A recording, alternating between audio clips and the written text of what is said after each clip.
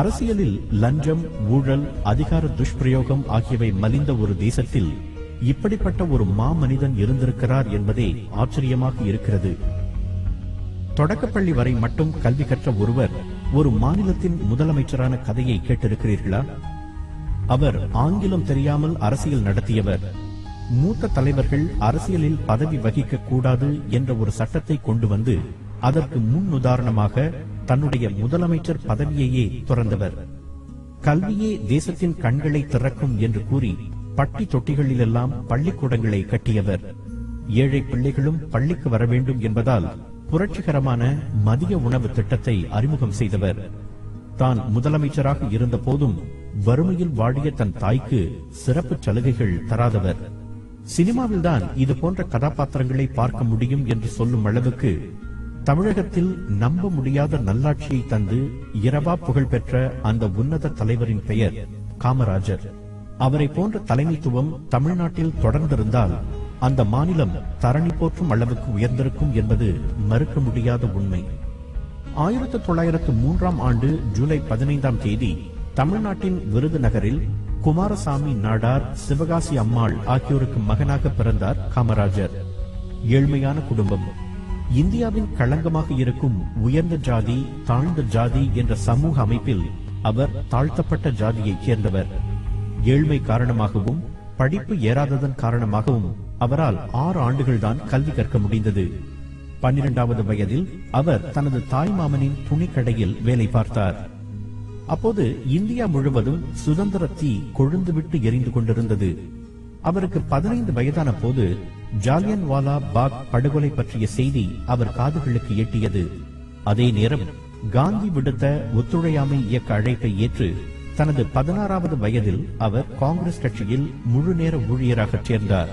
அன்றிலிருந்து பல ஆண்டுகள் அவர் சௌகரியம், பதவி என்று பாராமல் கட்சிக்காக கடுமையாக உழைத்தார்.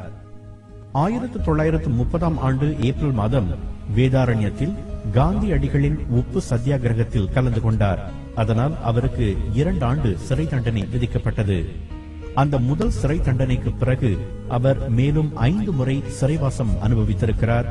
கிட்டத்தட்ட 8 ஆண்டுகளை அவர் சிறையில் கழித்திருக்கிறார். 1940 பிப்ரவரி மாதம் தமிழ்நாடு காங்கிரஸ் கட்சியின் தலைவராக அவர் தேர்ந்தெடுக்கப்பட்டார். அந்த பொறுப்பை அவர் அடுத்த 14 ஆண்டுகளுக்கு வகித்தார்.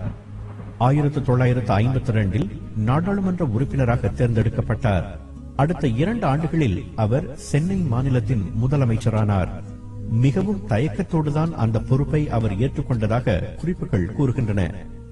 இந்தியாவில் ஆங்கிலம் தெரியாத ஒருவர் ஒரு மாநிலத்தின் முதலமைச்சரானது அதுவே முதல் முறை. ஆனால் ஆங்கிலம் தெரியாமலும் 6 ஆண்டுகளே கற்ற கல்வியுடனும் முதலமைச்சர் பொறுப்பை ஏற்ற அவர்தான் அடுத்த 9 ஆண்டுகளுக்கு தலை சிறந்த தலைமைத்துவத்தை தமிழ்நாட்டுக்கு வழங்கினார். அவரது காலகட்டத்தில் இந்தியாவிலேயே மிகச்சிறந்த முறையில் நிர்வகிக்கப்பட்ட மாநிலம் என்ற பெருமையை பெற்றது தமிழ்நாடு. அப்படி அவர் என்ன செய்தார்? அரசியலில் தன்னை எதிர்த்தவர்களையே ஒருவர் அரவணைத்த கதையை நீங்கள் கேள்விப்பட்டிருக்கிறீர்களா? காமராஜர் முதலமைச்சரான உடனேயே அதே பதவிக்கு தன்னை எதிர்த்து போட்டியிட்ட சி. சுப்பிரமணியம், எம். பக்தவச்சலம் ஆகிய இருவரையும் தன் அமைச்சரவையில் சேர்த்துக் கொண்டு அனைவரையும் வியப்பில் ஆழ்த்தினார்.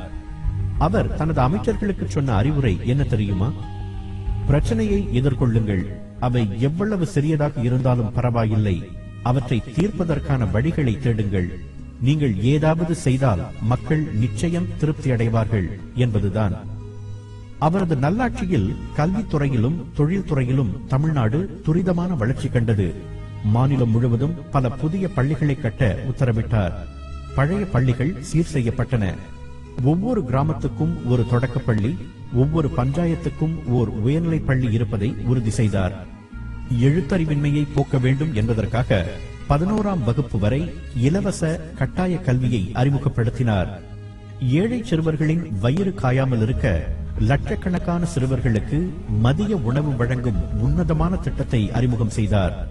ஜாதி, வகுப்பு, ஏழை, பணக்காரன் என்ற பேதத்தை ஒழிக்க விரும்பிய அவர் எல்லா பள்ளி பிள்ளைகளுக்கும் இலவச சீருடைகள் வழங்கினார். அவரது ஆட்சியில் தமிழ் மொழிக்கு நல்ல அங்கீகாரம் கிடைத்தது. பள்ளிகளிலும் உயர்கல்வி நிலையங்களிலும் தமிழை போதனா மொழியாக்கியதோடு அறிவியல் தொழில்